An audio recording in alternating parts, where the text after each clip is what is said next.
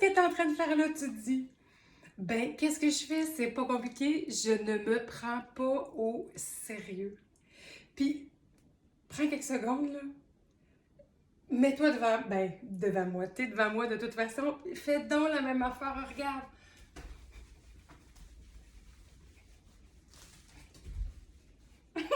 Même pas besoin de musique.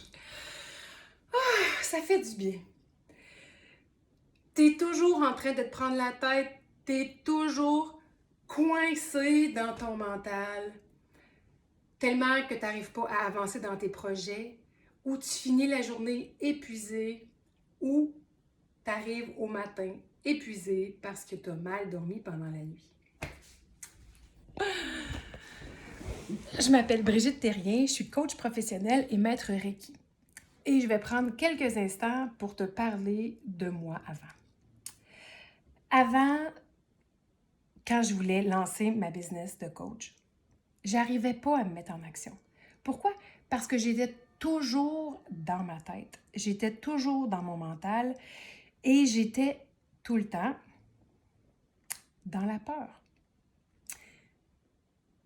À force de lire, à force de me faire coacher, parce que quand on est coach, qu'on fait notre formation pour être coach professionnel, on se fait aussi coacher. À force de lire, parce que j'adore lire tout livre de développement spirituel, personnel, j'ai réalisé quelque chose. J'ai réalisé que je vivais pas moi, que je vivais avec mon ego. En fait, que c'est mon ego qui vivait à ma place. Et ça faisait en sorte que j'étais dans ma tête, tu sais de quoi je parle, que j'étais dans la peur. Et souvent, comment ça se révélait dans mon quotidien? Bien, je procrastinais. C'est pas mal plus facile de prendre un petit café en se disant qu'on a envie parce que ça nous fait perdre du temps, d'aller à la poste pour vérifier qu'on a besoin de quelque chose quand finalement c'est juste pour perdre du temps. Mais on ne veut pas perdre du temps, on ne veut pas perdre la face. Quand j'ai compris, parce que c'est un long cheminement, que je vivais pas moi, c'est pas mon être profond qui est en train d'interagir avec les gens, avec Internet, avec ma communauté Facebook, avec... C'était mon ego. Et l'outil préféré de l'ego, c'est le mental.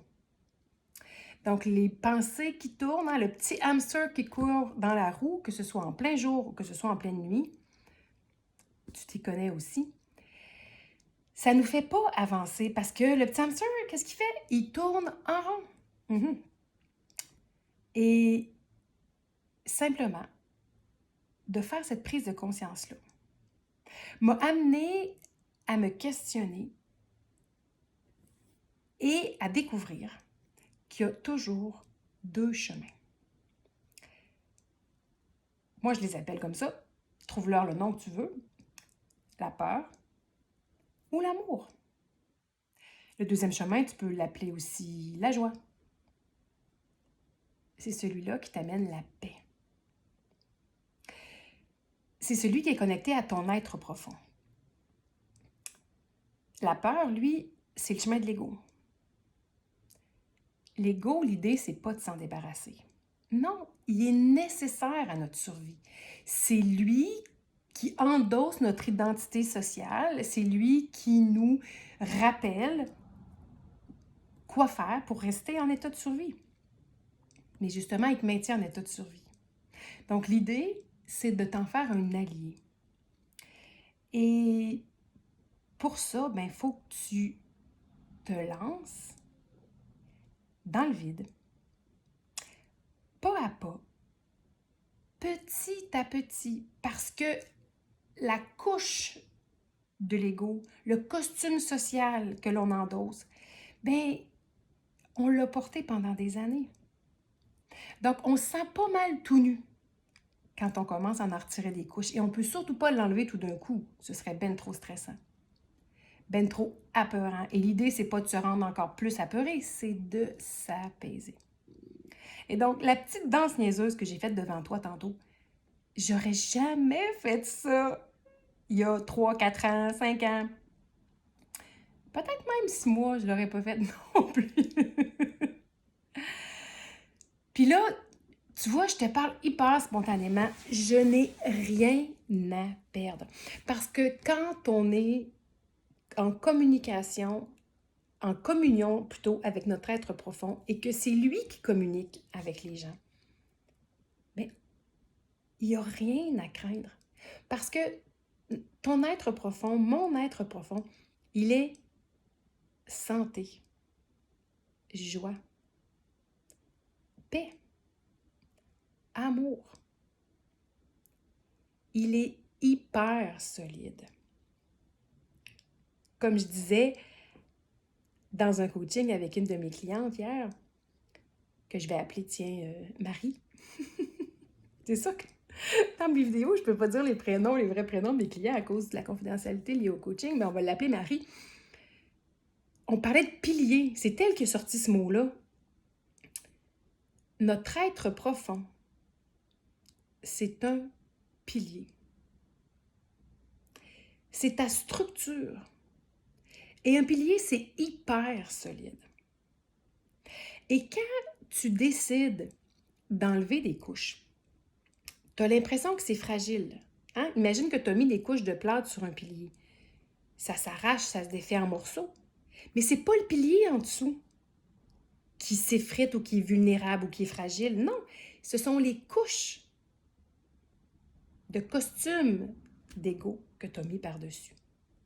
Donc, ça peut avoir l'impression au début que c'est épeurant.